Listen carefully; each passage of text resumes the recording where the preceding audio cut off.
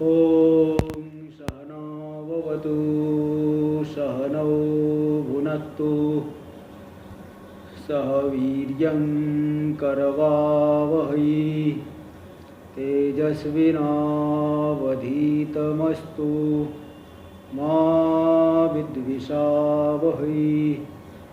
ॐ शान्ति शान्ति शान्तिः। शङ्करं शङ्कराचार्यं केशवं बादरायणं सूत्रभाष्यकृतौ वन्दे भगवन्तौ पुनः पुनः। ईश्वरो गुरुरात्मेति मूर्तिभेदविभागिने व्योमवद्व्याप्तदेहाय दक्षिणामूर्तये नमः। ॐ शान्ति शान्ति शान्तिः। कृष्ण यजुर्वेदीय कठोपनिषद पर हम लोग विचार कर रहे हैं। इसके प्रथम अध्याय की द्वितीय वल्ली का विचार आरंभ हुआ है। तो यहाँ पे हम लोग इसमें देख लिए कहाँ तक, पांचवा छठा षष्ठ, 6 मंत्र तक देख लिए। न संपराय प्रतिभाति बालम प्रमाद्यंतं वित्तमोहेन मूढ़म अयम लोको नास्ति पर इति मानी पुनः पुनर्वसम आपद्यते में। बाल बाल बाल मतलब कोई दूध पीने वाला बच्चा नहीं समझना। बाल यानी अविवेकी। जो अविवेकी है उसे परलोक के साधनों का भान ही नहीं होता। शास्त्रीय साधनों की तरफ उसका ध्यान ही नहीं जाता। बोले ऐसा क्या करता है कि शास्त्रीय साधन की तरफ ध्यान नहीं जाएगा? बोले नहीं, प्रमाद्यंतम, क्योंकि प्रमाद करने वाला है, असावधान है, लापरवाह है। वित्त मोहे न मूढ़म, वित्त के मोह से बहुत मूढ़ हो गया है, मोहित हो गया है। तो और क्या मानता है? अयम लोको नास्ति पर इति मानी, जो कुछ भी है यही सब कुछ है, यही बाह्य संपत्ति ही सब कुछ है। ऐसा नास्ति पर, यही शरीर ही सब कुछ है, नास्ति पर, कोई परलोक होता ही नहीं। इति मानी, ऐसा जो मानने वाला है पुनः पुनर्वसव आपद्यते में, इसलिए पुण्य कर्म आदि से भी रहित है, शास्त्रीय विचार से भी रहित है, इसलिए बारंबार मेरी अधीनता को प्राप्त करता है। जन्म मरण के चक्कर में ही वो घूमते रहता है। ये षष्ठ मंत्र बता दिए। अब सप्तम मंत्र दिखा रहे हैं कि यहाँ दिखाएंगे कि आत्मज्ञान बहुत दुर्लभ है। आत्मज्ञान दुर्लभ है, इसको दिखाने के लिए देखो यहाँ पहले अवतरण भाष्य दे रहे हैं। अवतरण भाष्य, यस्तु श्रेयो अर्थी, जो व्यक्ति श्रेय को चाहने वाला, कल्याण को चाहने वाला, पुरुषार्थ को चाहने वाला है, आत्यंतिक पुरुषार्थ चाहता है, स सहस्रेषु कश्चिदेव, हजारों में कोई एक ऐसा जो आत्मविद होता है, आत्मवेत्ता हो जाता है। इसलिए वो गीता में तो कही दिए है, 10 नंबर टिप्पणी में भी दिखा दी। सहस्रेषु कश्चिदेव, देखो 10 नंबर टिप्पणी में दिखाए, सहस्रेषु कश्चिदेव श्रेयोवर्ती, हजारों में कोई एक श्रेय चाहने वाला है। तत्रापि कश्चिदेव आत्मविद भवति, उसमें भी साधना पूर्ण हो जाए, आत्मवेत्ता हो जाए, वो कोई कोई है। इसलिए वो ये तो पूर्व जन्म से ही लगे हुए है तो हो जाता है, जल्दी हो जाता है। किसी किसी को जो है आरंभ से ही लग गए, झुकाव हो गया, कारण एक पूर्व जन्म से वो इसी में मार्ग में है। कोई भी साधना हो, चाहे कोई जो है आत्मधर्म के क्षेत्र में है तो भी पहले से ही अगर जुड़ाव है, पूर्व जन्म के संस्कार है, तभी यहाँ बाल्यावस्था से ही वो उसमें हो जाता है। नहीं तो बहुत ही पुण्य कुल में जन्म लेने पर भी व्यक्ति नास्तिक हो जाता है। बहुत पुण्य कुल में है लेकिन एकदम नास्तिक, ऐसा भी बहुत ज़्यादा देखा जाता है। तो पूर्व जन्म का संस्कार काम करता है, इसलिए यहाँ पे जल्दी किसी को लग जाता है मन, किसी को जो है विलम्ब से होता है। तो इसलिए आप बता रहे हैं जो श्रेय चाहने वाला है वह हजारों में से कोई एक ऐसा आत्मवेत्ता हो जाता है, साधना की संपूर्णता को प्राप्त कर लेता। नहीं तो किसी में कुछ वैराग्य कम है तो किसी में जो है विचार कम करता है, तो इस तरह से कुछ तारतम्य को लेकर के ऐसा हो जाता है। तो कैसा? हाँ जी बोलिए। मतलब ये पूरी यात्रा श्रेय भक्ति से निकल करके, हाँ जी, हाँ, वो आत्मावित करना है, वो सही है। क्या करें? श्रेयार्थी जो है, श्रेयार्थी से हाँ, है, हाँ, वहाँ से आगे चल के हमको आत्मावित करना है। हाँ, हाँ, बस यही है। अभी तो श्रेय को चाह रहे हैं, फिर आत्मवेत्ता हो जाएंगे, साधना जो है तत्पर होके करेंगे तो। हाँ, वो पराकाष्ठा है। हाँ, वही पराकाष्ठा, आत्मवेत्ता, आत्मज्ञान हो गया बस। उससे क्या बड़ा क्या है, ज्ञान से बढ़कर के तो कुछ है नहीं। तो कश्चिदेव आत्मविद भवत त्वद्विदो, तुम्हारे जैसा। यमराज जी तो जानते हैं कि कौन कितने में है। नचिकेता को समझ लिए तो ज्ञानी होने ही वाला है। इसलिए जैसे कोई व्यक्ति भविष्यत वृत्ति से बोला जाता है, कोई किसी का विवाह होने वाला है तो बोलते ये दूल्हा है, ये वर है। किसी कन्या को ये दुल्हन है, ये वधू है। अभी हुआ नहीं तो भी ये भविष्यत वृत्ति से कह देते हैं। तो कोई हजारों में से कोई एक आत्मवेत्ता है तुम्हारे जैसा, यानी यमराज जी को मालूम है कि तो ज्ञानी हो जाएगी, इसको ज्ञान हो जाएगा। तो ऐसा क्यों होता है? तो अद्वितो यस्मात्, क्योंकि। अब इसको पहले मंत्र देख लीजिए। सप्तम मंत्र। श्रवणायापि बहुभिर्यो न लभ्यः, शृण्वन्तोऽपि बहवो यं न विद्युः। आश्चर्यो वक्ता कुशलोस्य लब्धा, आश्चर्यो ज्ञाता कुशलानुशिष्टः। श्रवणायापि बहुभिर्यो न लभ्यः। बहुभिर यह आत्मा श्रवणाय अपि न लभ्य। ये प्रथम पंक्ति अन्वय होगा। बहुतों के द्वारा तो यह आत्मा श्रवण करने के लिए भी नहीं प्राप्त होता। बहुत से लोग तो श्रवण भी नहीं कर पाते। मैं गृहस्थों की क्या बात करूं, महात्माओं में भी कितने हैं, समझ लीजिए केवल 25% ही इस तरफ होंगे। उसमें से भी तत्पर होके करने वाले बहुत कम, 10% होके। तो गृहस्थों में तो समझ लो कि बहुत ही कम है। तो बहुवीर श्रवणायापि अयम आत्मा न लभ्य, यो आत्मा न लभ्य। बहुतों के द्वारा श्रवण करने के लिए भी लभ्य नहीं है, क्योंकि जीवन का लक्ष्य अगर हो तो कर सकते हैं, और लक्ष्य नहीं है, लक्ष्य संसार है, तो फिर क्यों श्रवण करेंगे। तो बहुत विरलता है। और दूसरी बात, चलो ठीक है, कोई साधु भी बन गया लेकिन मन जो है शुद्ध नहीं है, तत्व को ग्रहण नहीं कर पा रहा है, तो जो है उसमें मन नहीं लग रहा है, वो भी भाग जाते हैं। तो ऐसा मतलब इसका जो है श्रवण बहुत ही दुर्लभ है। शृण्वन्तोऽपि बहवो यं न विद्युः, और सुन करके भी बहुत से लोग नहीं जान पाते। सुनते हैं लेकिन वो जान नहीं पाते। तो शृण्वन्तोऽपि बहवो, क्योंकि इतना सूक्ष्म है ना, बुद्धि इसके लिए सूक्ष्म होनी चाहिए। यं शृण्वन्तोऽपि बहवो न विद्युः, जिसको सुन करके भी बहुत लोग नहीं जान पाते। फिर आश्चर्यो वक्ता कुशलोस्य लब्धा, आश्चर्य भी अब क्यों जो है नहीं जान पाते। अच्छा, पहला जो देखो इस मंत्र में जो पहला 2 पाद आया, पहले पाद में दिए कि श्रवणायापि बहुवीर, यह श्रवणायापि न लभ्य, बहुतों के द्वारा आत्मा श्रवण के लिए भी प्राप्त नहीं किया जा सकता। इसमें हेतु दे रहे आश्चर्यो वक्ता, इसका वक्ता बहुत आश्चर्य है। वक्ता जो है बहुत दुर्लभ है, बहुत आश्चर्य है। जैसे पूरे विश्व में आजकल 7 आश्चर्य माने जा रहे हैं, तो इसी प्रकार यहाँ भी समझ लीजिए कि इसका वक्ता भी आश्चर्य है, बहुत दुर्लभ है।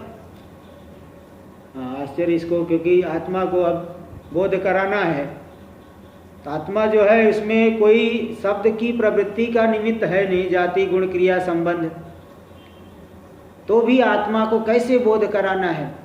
ये बड़ा कुशल दुर्लभ आचार्य, आश्चर्य है वो आत्मा को बोध कराने वाला आचार्य, तो बहुत दुर्लभ है। कुशलो से लभ और अकुशलो अस्य लब्धा, इसका जो लब्धा है प्राप्त करने वाला है वह भी बड़ा कुशल है ना। तो वो एक बड़ा कुशल होगा तभी जो है इसको प्राप्त कर सकता है। इसलिए जो दूसरे पाद में आया कि शृण्वंतो भी बहुयम न विद्यु, सुन करके भी बहुत से लोग नहीं जान पाते, इसमें हेतु दिए कि इसको जो प्राप्त करने वाला बड़ा कुशल है, यानी जो बहुत सूक्ष्म बुद्धि वाला होगा वही सुन श्रवण करके जान सकता है, नहीं तो बहुत भ्रांत हो जाते हैं, नाना मत हो जाता है, नानावाद को ग्रहण कर लेते हैं।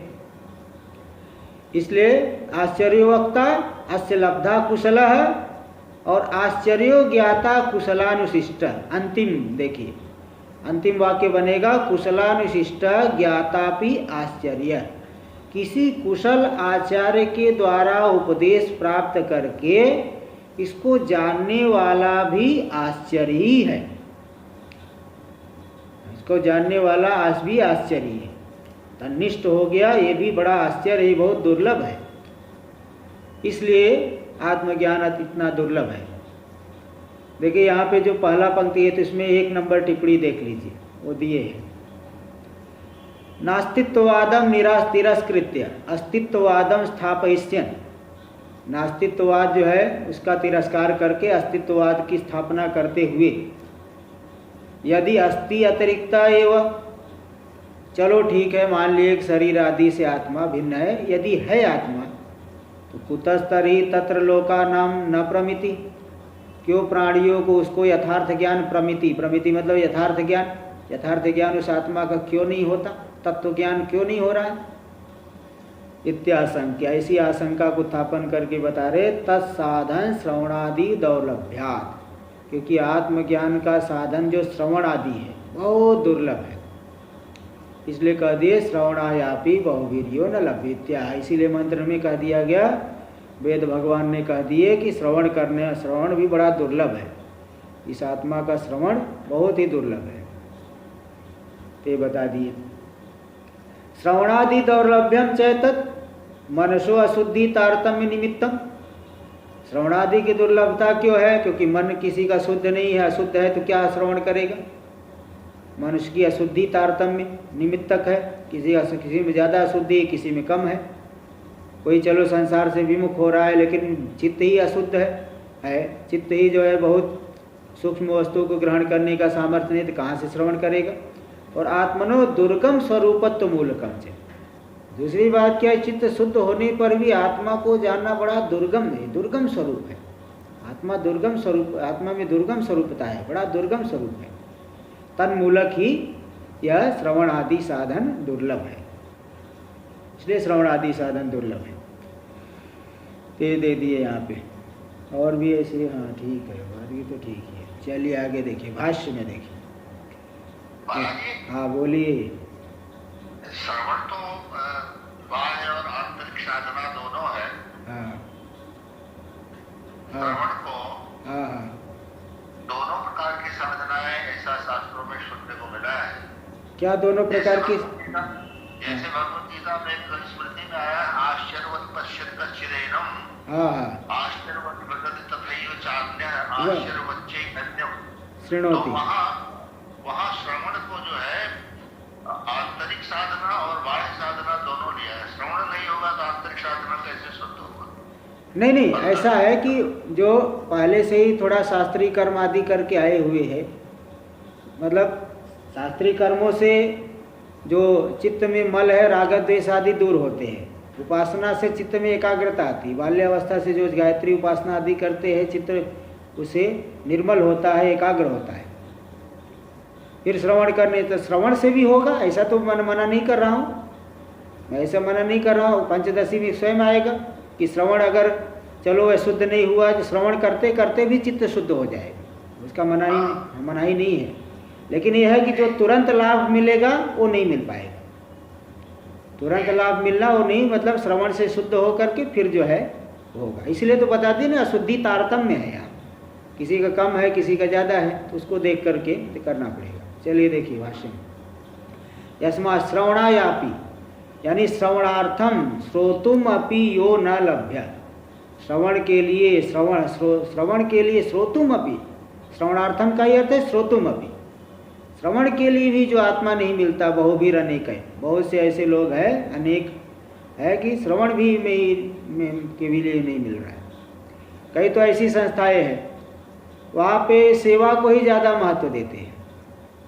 वहाँ पे जो है कोई साधु बना तो सेवा में ही जो है तुरंत उसी दिन कुर्सी पे बैठा देंगे, हाँ भाई चलो हिसाब किताब लिखो।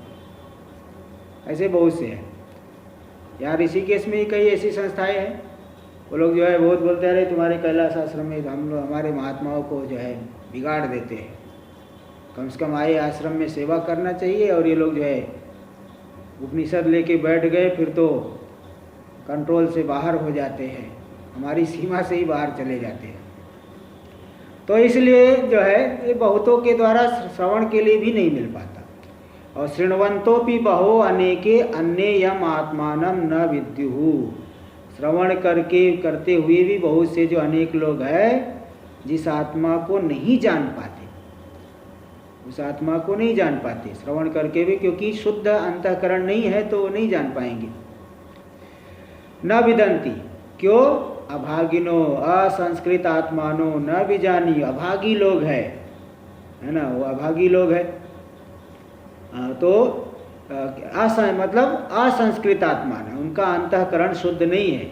जो कि प्रतिबंध बता दिए पंचदशी में कि प्रतिबंधो वर्तमानो विषयासक्तिरेव च प्रज्ञा बांध्यम कुतर्कश्च विपर्ययो दुराग्रह।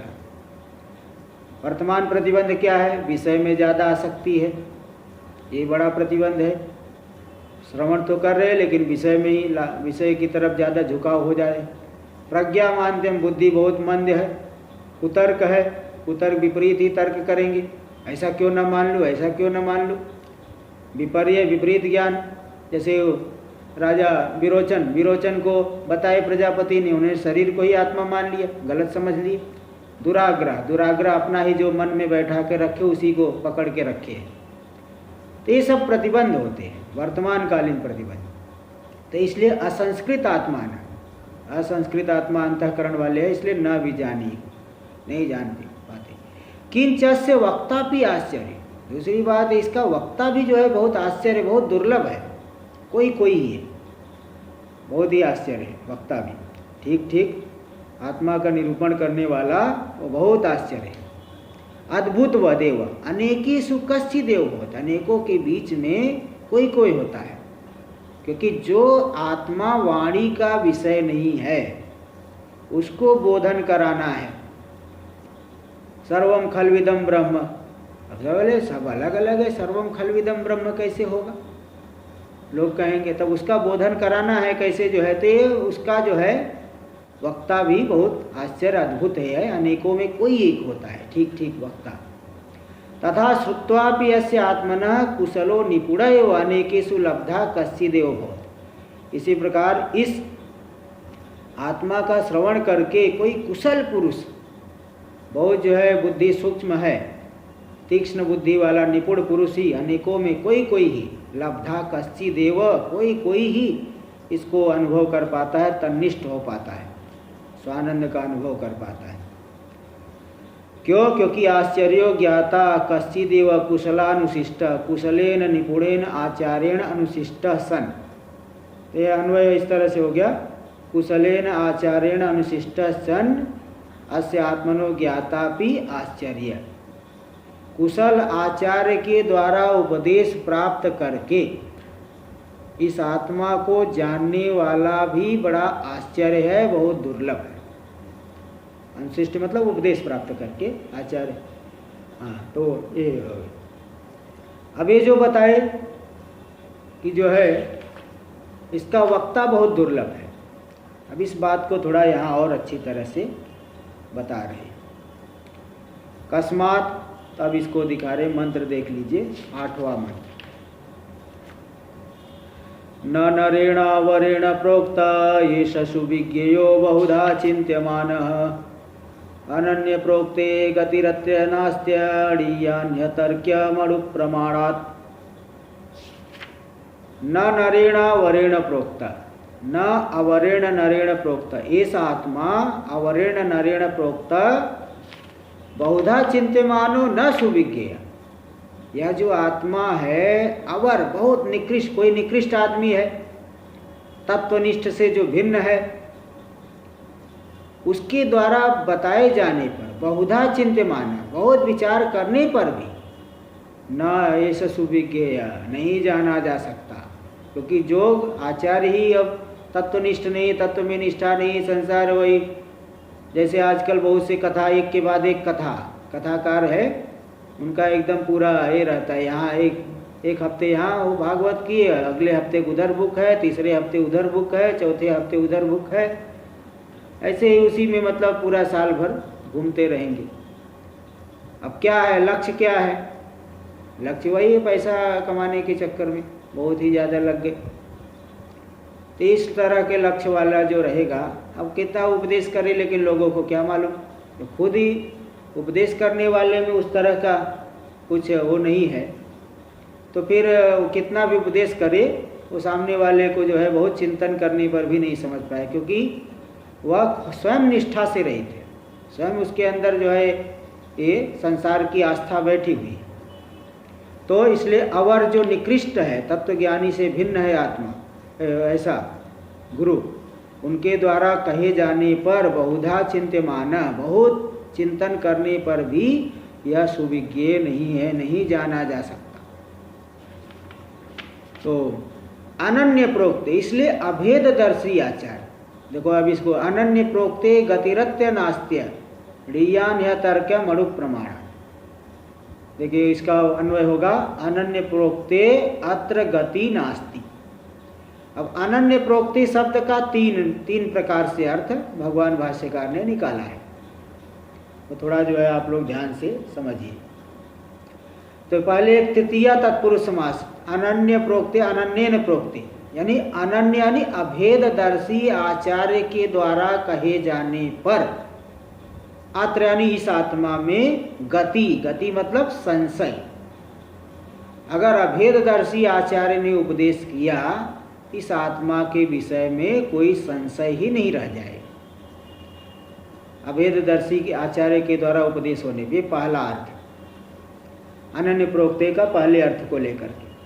और दूसरा अर्थ है लेना कर्मधारय समास, अनन्यश्चासो आत्मा, अनन्यश्चासो प्रोक्त, अनन्य जो आत्मा प्रोक्त होने पर है ना, जो सभी पूरे संसार का अधिष्ठान है, सबसे जो अभिन्न है, ऐसी अभिन्न आत्मा का उपदेश होने पर कोई गति नहीं, कोई संशय, कुछ जानना बाकी नहीं रह गया। एक विज्ञान से सर्व विज्ञान, एक आत्मा को कस्मिन्नु भगवत विज्ञाते सर्वमिदं विज्ञातम, वो आत्मा, एक आत्मा के ही विज्ञात हो जाने पर सब कुछ विज्ञात हो जाता है। तो ऐसा जो अनन्य आत्मा है, पूरे संसार का अधिष्ठान है, उस आत्मा के उपदेश कर दिए जाने पर वह उसमें श्रोता में फिर अज्ञान नहीं रह जाता, कुछ जानना बाकी नहीं रह जाता, कोई दूसरा ज्ञेय बचा ही नहीं, सबसे बड़ा ज्ञेय तो जान लिए, इसलिए एक विज्ञान से सर्व विज्ञान हो जाता है। दूसरा अर्थ, तीसरा अर्थ में तृतीया तत्पुरुष समास ही है, लेकिन अनन्य प्रोक्ते गति की जगह अगति, एक खंडाकार निकाल लेंगे। अभेददर्शी आचार्य के द्वारा कहे जाने पर, उपदेश करने पर अगति मतलब अज्ञान नहीं रह जाता, ये तीसरा अर्थ हो गया। पहले में तो गति मतलब कोई संशय नहीं रह जाता, और तीसरे वाले में अगति मतलब कोई अज्ञान नहीं रह जाता, और बीच वाले में अर्थ किए अनन्य मतलब अभेद आत्मा का कथन हो जाने पर एक विज्ञान से सर्व विज्ञान हो गया, अब कुछ गति नहीं, कोई कुछ जानना बाकी ही नहीं रहा। इस तरह से तीन अर्थ हुआ है। अड़ियान ही अतर्क्यम अणु प्रमाणात, यह अणु प्रमाणात अड़ियान, अणु से भी अणु है, वो अत्यंत सूक्ष्म है। बताओ जो आकाश का भी कारण है कितना सूक्ष्म होगा, अणु से भी अणु। अतर्क्यम, तर्क का विषय ही नहीं है, तर्क से नहीं जान सकते कभी, है ना, तर्क से तर, इसलिए यहाँ पे सबसे पहले श्रद्धा, यहाँ वेदांत सुनना है तो सबसे पहले श्रद्धा चाहिए, ठीक है। इसके बाद फिर शास्त्रानुकूल युक्ति बाद में है, श्रद्धा सबसे पहले चाहिए। इसलिए जो है अतर्क है ना, नहीं तो मनमानी तर्क लगाएगा, कहाँ जान पाएगा, नहीं जान सकता। इस तरह से अर्थ हुआ। देख लीजिए अब भाष्य।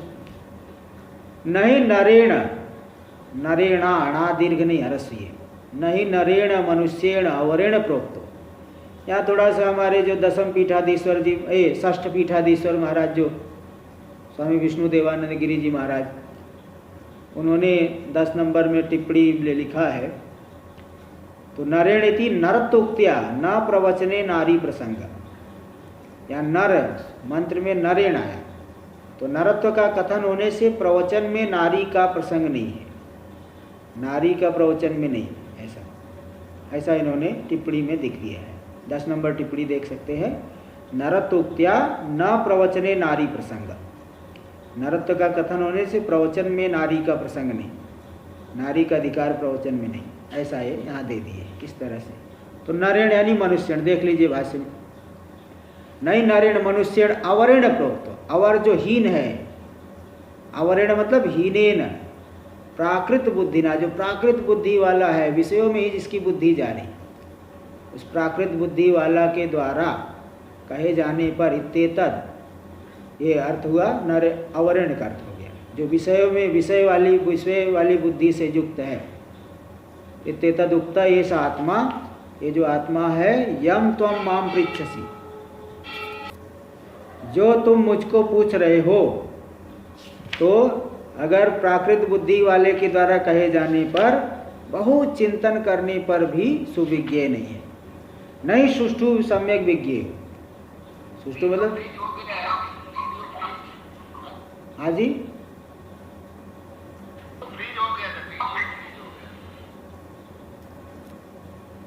नहीं सुष्ठु सम्यक विज्ञेय, विज्ञातुम शक्यो, सम्यक रूप से नहीं जान सकते। यस्मात् बहुधा अस्ति नास्ति, कर्ता अकर्ता, शुद्धो अशुद्ध इत्यादि अनेकधा चिंत्यमानो वादी भी नहीं जाना जा सकता। सम्यक विज्ञेय नहीं, विज्ञातुम शक्यो, सम्यक रूप से नहीं जान सकते। केवल शाब्दिक ज्ञान तो हो जाएगा, शाब्दिक ज्ञान होगा। तो यस्मात् बहुधा अस्ति नास्ति, क्योंकि जो है वादी लोग तो कोई कहता है अस्ति, कोई कहता है नास्ति। जैसे आस्तिक के जो दार्शनिक है वो कहेंगे अस्ति, और जो नास्तिक लोग कहेंगे नास्ति। कोई कह रहा है कर्ता, आत्मा करता है, किसी भी क्रिया का कर्ता, कृति का आश्रय है। कोई कहेगा करता है। सांख्य लोग कहते हैं कर्ता नहीं है, और नैयायिक लोग कहते हैं करता है।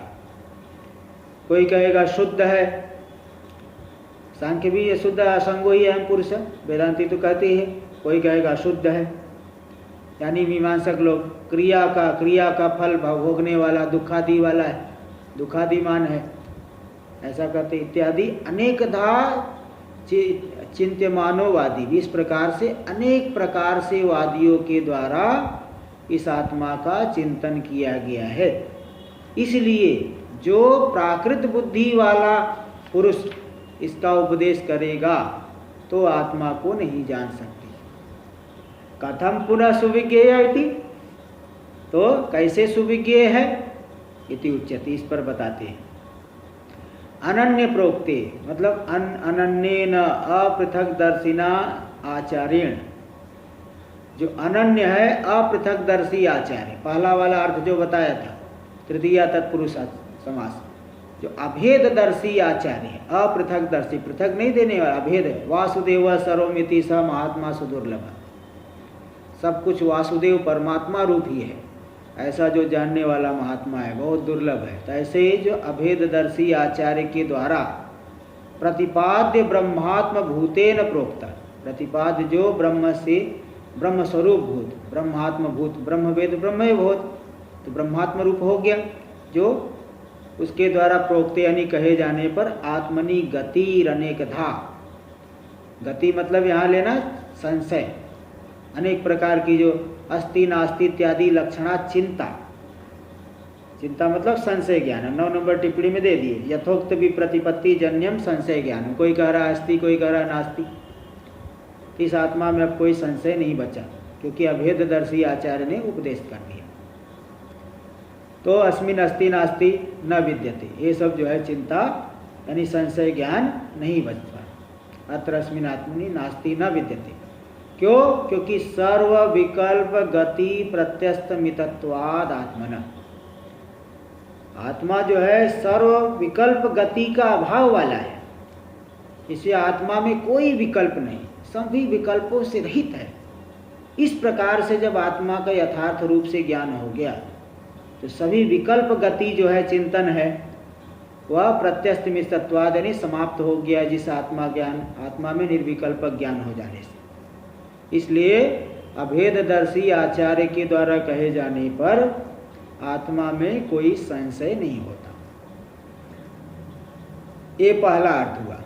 और दूसरा अर्थ बताया था कर्मधारय समास लेकर के, तथवा स्वात्म भूते अनन्यस्मिन् आत्मनि प्रोक्ते। अब देखो, अनन्यस चासो आत्मा, जो हमारा स्वरूप भूत आत्मा है, तो स्वात्म भूत जो अनन्य आत्मा है उसके प्रोक्त, उस आत्मा के प्रोक्त होने पर, अनन्य आत्मा प्रोक्त होने पर, अनन्य प्रोक्ति, तो ऐसा जो है गतिरत्र अन्या अवगतिर नास्ति, उस आत्मा में अब कोई अन्य अवगति नहीं होती है। गेय से अन्य स्वभाव, क्योंकि गेय कुछ बचा ही नहीं। एक विज्ञान से सर्व विज्ञान हो गया, अब कुछ गेय बचा क्या? अब कुछ जानना बाकी नहीं रहा, कोई गेय नहीं रहा। इसलिए एक विज्ञान से सर्व विज्ञान, अब कुछ जानना बाकी नहीं रहा। ये कर्मधारय समास लेकर के ज्ञानस्य हेषा पराकाष्ठा, ज्ञान की यही सबसे बड़ी पराकाष्ठा है, सबसे परम अवधि है। कौन अवधि? यद आत्म एकत्व विज्ञानम, जो आत्मा के एकत्व का विज्ञान, जो कि सर्वम कर्म अखिलम पार्थ ज्ञानी परिसमाप्यते, है ना। तो ये ज्ञान की पराकाष्ठा है, सबसे आखिरी अवधि है, परमो अवधि, जो आत्म एकत्व विज्ञान है। अतो अवगंतव्य भावा न गतिरत्र अवशिष्यते, इसलिए अब कुछ जानना बाकी नहीं रह गया। इसलिए अब कोई उसमें गेय बचा ही नहीं, कोई गति नहीं बची, कुछ जो है कहीं आना जाना नहीं, कुछ गति नहीं, मतलब कुछ अब एक विज्ञान से सर्व विज्ञान हो गया, अब कुछ जानना बाकी नहीं रहे। तो न गति मतलब ज्ञान लीजिए, अब कुछ ज्ञान इसमें बाकी नहीं रहा, कुछ जानना बाकी नहीं रहा। अथवा संसार गतिर्वा अत्र नास्ति, अथवा संसार। अच्छा, 4 नंबर टिप्पणी भी देख लीजिए, 4 नंबर टिप्पणी में दे दिए, अवगंतव्या भावतिथि यथा भगवान यज ज्ञात्वा नेह भूयो न्यज ज्ञातव्यम अवशिष्यते। यही मैं बता रहा था कि एक विज्ञान से सर्व विज्ञान, कि जिसको जो है जान करके दूसरा कुछ जानना बाकी नहीं रहता। तो एक विज्ञान से सर्व विज्ञान हो गया, अब कुछ जानना बाकी नहीं। तो संसार गतिर्वा नास्ति अनन्य आत्मनि प्रोक्ति। अब इसी दूसरे विकल्प में ही गति शब्द का एक अलग अर्थ लेकर के बता रहे, दूसरे विकल्प में दूसरा अर्थ कर रहे। गति मतलब लेना संसार गति। तो इस जो है अनन्य संसार गतिर्वा अत्र नास्ति अनन्य आत्मनि प्रोक्ति, अनन्य अभेद आत्मा का उपदेश हो जाने पर संसार गति नहीं बचती, क्योंकि नान्तरीयकत्वा तद विज्ञान फलस्य मोक्षस्य, आत्मा के विज्ञान का फल जो मोक्ष है नान्तरीयक है, अवश्यम भावी है ना। मोक्ष ज्ञान हो गया तो मुक्ति तो होगा ही। तनुम त्यजतु वा काश्याम स्वपचस्य गृहे थवा, ज्ञान संप्राप्ति समये मुक्तो सौ विगताशय। वह चाहे काशी में शरीर छोड़े, चाहे चांडाल के घर में शरीर छोड़े, ज्ञान संप्राप्ति समय में ही वह मुक्तो सौ विगताशय, वह संशय से रहित वह ज्ञानी मुक्त हो गया। अथवा अब देखिए, अब तीसरा अर्थ आ रहा है। तीसरा अर्थ फिर जो है तृतीया तत्पुरुष समास। तो अभेद अज्ञानी आचार्य के द्वारा कहे जाने पर ऐसा लेना तृतीया। अथवा प्रोच्यमान ब्रह्मात्म भूतेन आचार्येण प्रोक्ते, जो प्रोच्यमान है ब्रह्म, किसका वहाँ उपदेश किया जा रहा है? ब्रह्म का।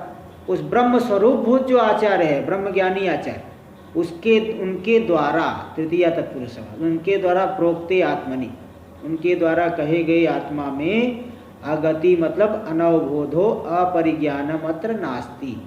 अभेददर्शी के आचार्य के द्वारा कहे जाने पर आत्मा में अगति, अगति देखिए आत्मनि अगति, खंडाकार निकाल लिए वहाँ पे।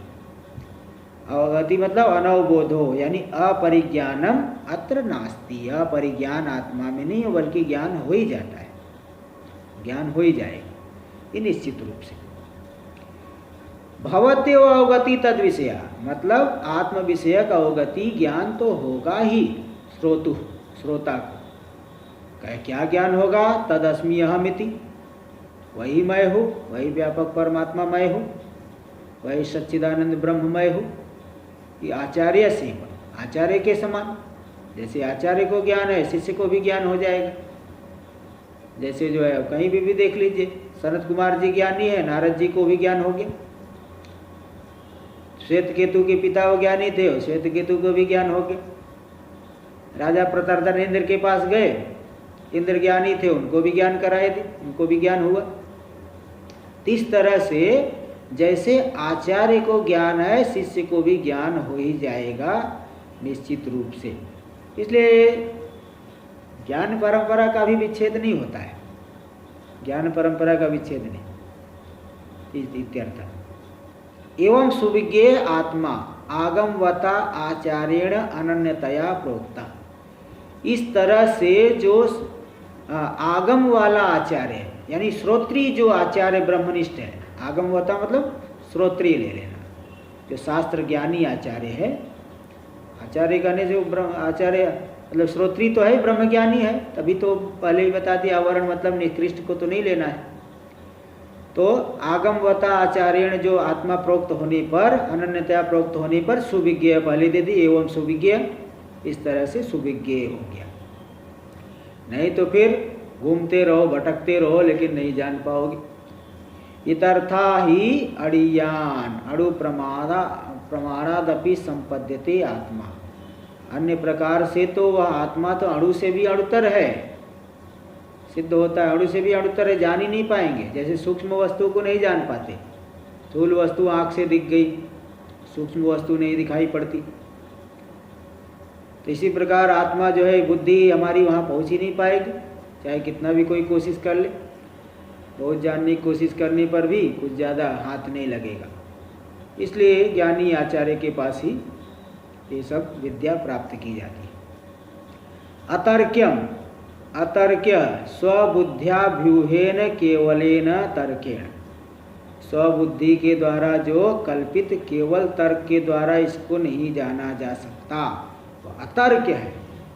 इसलिए ब्रह्म सूत्र में भी आ गया, तर्का प्रतिष्ठानाद अन्यथानुमेयम इति चेद एवं अपि अभिमोक्ष प्रसंग। वहाँ पे कह दिए तर्का प्रतिष्ठानाद, अरे तर्क की तो कोई प्रतिष्ठा नहीं होती। आप तर्क से जानना चाहोगे, कोई कर्ता कोई आत्मा जैसे शुद्ध, आप तर्क से कर्ता सिद्ध करोगे, कोई दूसरा आके उसका खंडन कर देगा। वो दूसरा सांख्य ने कुछ दूसरा बताया, और स्वतंत्र प्रकृति ने जगत बनाया, आत्मा में वही प्रकृति भोग दे रही है, प्रकृति स्वतंत्र है, प्रकृति का पुरुष का विवेक हो जाना यही ज्ञान है। कोई तीसरा आके उनका खंडन कर दी, तो हाँ इसलिए तर्क की प्रतिष्ठा नहीं है। फिर पूर्व पक्षी ने कहा नहीं अन्यथानुमेयम, तर्क की प्रतिष्ठा नहीं तो हम और अच्छा तर्क करेंगे। क्या हो गया, और अच्छा तर्क हम लाएंगे ढूंढ के, तर्क की कहाँ कमी है, और अच्छा तर्क करेंगे। बोले एवं अपीति चेत एवं अपि अभिमोक्ष प्रसंग। बोले तब भी मुक्त नहीं हो पाओगे, क्योंकि आप अच्छा तर्क करोगे, तीसरा कोई और उससे भी अच्छा तर्क ढूंढ के लाएगा। मनमानी ही तर्क करना है तो कहाँ कमी है, आपसे भी बढ़िया तर्क कोई तीसरा और लाएगा। जैसे वो रघुनाथ शिरोमणि जी ने कह दिया, उन्होंने तो एक खुलेआम घोषणा कर दी, कोई भी आके मुझसे जो है विदुषाम निवहै रिहैक मत्या यदु दुष्टम टंकी यच्चा दुष्टम मई जलपति कल्पनाधिनाथे रघुनाथे मनुताम तदन्यथैव। उन्होंने कह दिया विदुषाम निवहै रिहैक मत्या, विद्वानों का बहुत बड़ा समुदाय आकर के एक मति से कोई एक दो नहीं, बहुत लोग मिल करके अगर जिस चीज को अदुष्ट सा दोष रहित साबित कर दो और जिसको आप दोष से युक्त कर दो, तो मैं जलपति कल्पनाधीनाथे रघुनाथे, मैं कल्पनाधीनाथ हूँ, कल्पना करने में माहिर हूँ, कुशल हूँ। जब मैं बोलने लगूंगा ना, तो जिसको आपने दोष से विशिष्ट बताया है उसी को मैं सही सिद्ध कर दूंगा, और जिसको आप लोगों ने दोष से रहित बताया है उसमें मैं दोष निकाल दूंगा। बताओ, करो मेरे सामने। उनके आगे कोई टिक नहीं पाता था। ऐसे ये मधुसूदन सरस्वती जी थे, वो भी नवद्वीप, बंगाल में जो नवद्वीप है वो तो नैयायिकों का गढ़ है। नैयायिक, बड़े बड़े नैयायिक लोग वहाँ हुए। वो नैयायिक लोग भी उनसे डर के भाग लेते थे। मधुसूदन सरस्वती चले जाते, सब भाग जाते थे, उनके सामने आते ही नहीं थे। तो ये जो है, मतलब कितना भी बड़ा आप तर्क करो उससे भी बड़ा तर्क मिल जाएगा।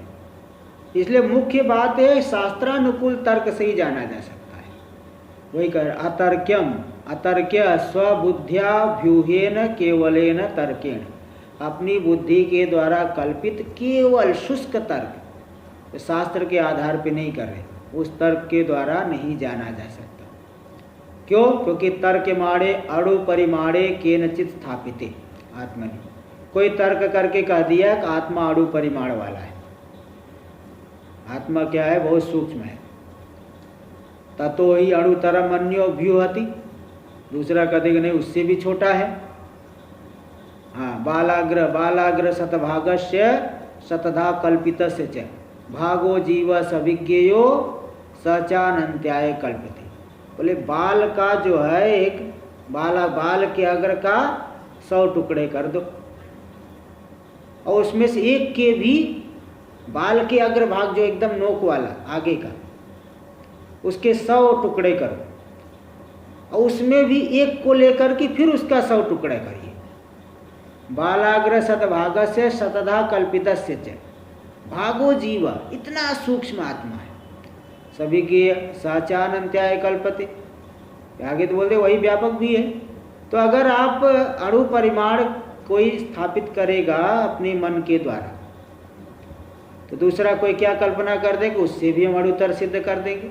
तीसरा कर ततोपि अन्यो अणुतमम, उससे और छोटा सिद्ध कर देंगे। इस तरह से कोई मतलब तर्क की कोई प्रतिष्ठा नहीं कुतर्क से निष्ठा क्वचित विद्यते। कुतर्क की कहीं पे निष्ठा कि यहाँ पे जाके कुतर्क विराम हो जाएगा, इतना ही होता है, इससे आगे नहीं होगा, ऐसा कहीं होता नहीं है। इसलिए अणु प्रमाण से भी अणुतर होने से, अणुतर है, बहुत सूक्ष्म है, अतर्क है, इसलिए अभेददर्शी आचार्य के द्वारा कहे जाने पर ही ज्ञान होगा। और कोई प्राकृत बुद्धि वाला है, विषयी है, तो उसके द्वारा कहे जाने पर बहुधा चिंत्यमान होने पर भी, बहुत प्रकार से उसका चिंतन करने पर भी वह नहीं जाना जा सकता। तो देखिए इसी को ये हो गया। आगे अच्छा, अणुत्वम परोक्षत्वम, यहाँ अणु मतलब परोक्ष, अणुत्वम का अर्थ परोक्षत्व कह दिए, तो परोक्ष है। अगला भी देखिए मंत्र, या तो नए सातर्केण, पहले इसका भाष्य में थोड़ा सा देखिए। अतो अनन्य प्रोक्ते आत्मनि, अनन्य आत्मा के, अनन्य यानी अभेददर्शी आचार्य के द्वारा प्रोक्त जो आत्मा में उत्पन्ना येयम आगम प्रतिपाद्य आत्ममति, उस आत्मा में उत्पन्न जो आगम प्रतिपाद्य आत्ममति है, आगम शास्त्र प्रतिपाद्य जो आत्ममति है, उसको छोड़ना नहीं चाहिए, उसी में और साधना करके तन्निष्ठ हो जाना चाहिए। इसको दिखा रहे अगले मंत्र में, 9वां मंत्र देख लीजिए। नैषा तर्केण मतिरापनेया प्रोक्तान्येनैव सुज्ञानाय प्रेष्ठ यां त्वमाप सत्यधृतिर्बतासि त्वादृङ्नो भूयान्नचिकेतः पृष्टा। तो नैषा तर्केण मतिरापनेया, ये जो आगम प्रतिपाद्य मति है, शास्त्र प्रतिपाद्य जो आत्म विषयक बुद्धि है, नैसा तर्केण आपनेया, तर्क के द्वारा ऐसी मति प्राप्त करने योग्य नहीं है। तर्क के द्वारा ये मति कभी प्राप्त नहीं हो सकती, केवल तर्क से जानना चाहे नहीं हो सकता। दूसरा अर्थ है आपनेया का अर्थ है एक नहीं छोड़ना चाहिए। अगर ये एक बार साधना करके मति बनने लगी तो इसको छोड़ना नहीं चाहिए। ये नहीं कि दूसरा कोई डिगा दिया तो जरा सा पे हिल गए, छोड़ना नहीं चाहिए। प्रोक्ता अन्येन व सुज्ञानाय प्रेष्ठ, प्रेष्ठ मतलब हे प्रियतम नचिकेता, सबसे प्रिय हो तुम मुझे। तो अन्येन व प्रोक्त्याय सुज्ञानाय, प्रोक्ता सुज्ञानाय भवत, अन्य के द्वारा मतलब तार्किक आचार्य से भिन्न आचार्य जो अभेददर्शी आचार्य है उनके द्वारा कहे जाने पर ही ज्ञान हो सकता है। सुज्ञानाय प्रेष्ठ, सुष्ठु ज्ञानाय प्रेष्ठ, हे प्रियतम, तब उनके द्वारा कहे जाने पर, यानी अन्य के द्वारा मतलब अभेददर्शी, यानी ये तार्किक आचार्य से भिन्न अभेददर्शी आचार्य के द्वारा कहे जाने पर ही इसका ज्ञान हो सकता है। सुज्ञानाय ज्ञान हो सकता है। याम त्वम आप, जिस मति को तो तुमने प्राप्त किया है, याम मतिम त्वम याम मतिम आपह, तुमने जिस मति को प्राप्त किया है, ऐसी मति जो है वह बहुत अभेददर्शी आचार्य के द्वारा ही प्राप्त होती है और उस मति को छोड़ना नहीं चाहिए। ये अन्य सभी जो है साधकों के लिए बोल दिए। यहाँ शास्त्र जनित बुद्धि अगर बनने लगी, ये नहीं कि कोई कुछ इधर उधर तर्क करने लगा तो उसको तुरंत हाँ उसकी बात मानने लगे, वो भी ठीक है ये भी ठीक है।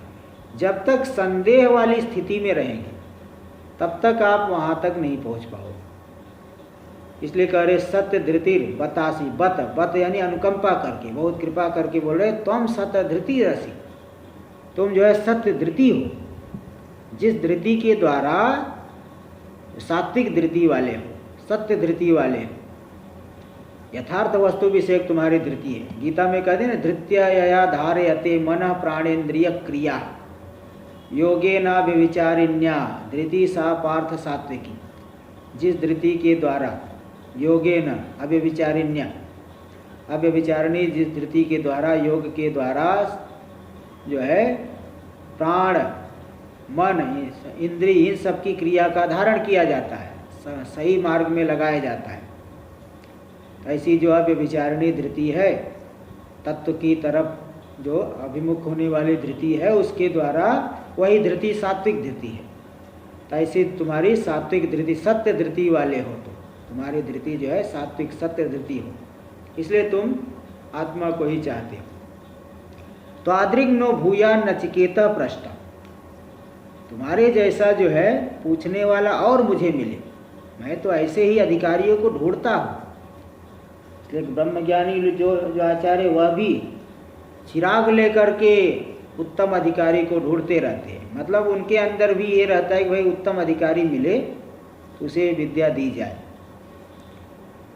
तो इस तरह से ये जो सत्य धृति वाला हो, धृति का यहाँ जो द्योतित हो गया। देखिए धृति क्या है, बहुत से लोग निर्णय तो लेते हैं, बहुत निर्णय तो लिए किस मार्ग में चलेंगे, लेकिन उस निर्णय को कार्य रूप में नहीं ला पाते। कभी जो है सुन करके हाँ सब यही करना है और दूसरा कुछ नहीं करना, ऐसा निर्णय लिए, लेकिन बाद में फिर वहाँ से पलट गए।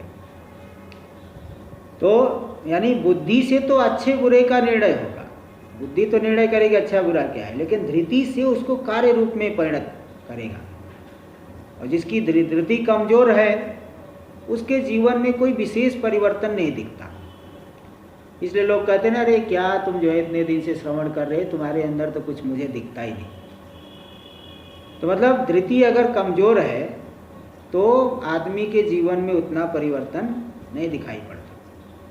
इसलिए बुद्धि के निर्णय को कार्य रूप में जो परिणत करे वो धृति है। वो व्यक्ति लग जाएगा, निश्चय कर लिया है तो लग जाएगा। इस तरह से वहाँ पे तो ये सत्य धृति हो तुम, ऐसा प्रशंसा कर दी, और तुम्हारे जैसा पूछने वाला शिष्य मुझे और भी मिले, ये बता दिए। और आगे भी मंत्र आएगा, और इसका भाष्य, अच्छा भाष्य रह गया, भाष्य इसको कल ही करेंगे।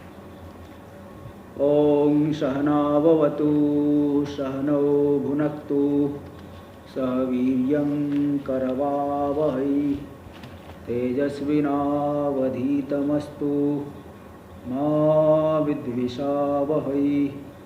ओम शांति शांति शांति। शंकरं शंकराचार्यं केशवं बादरायणं सूत्रभाष्य कृतौ वंदे भगवन्तौ पुनः पुनः। ईश्वरो गुरुरात्मेति मूर्तिभेदविभागिने व्योमवद्व्याप्तदेहाय दक्षिणामूर्तये नमः। ओम शांति शांति शांति।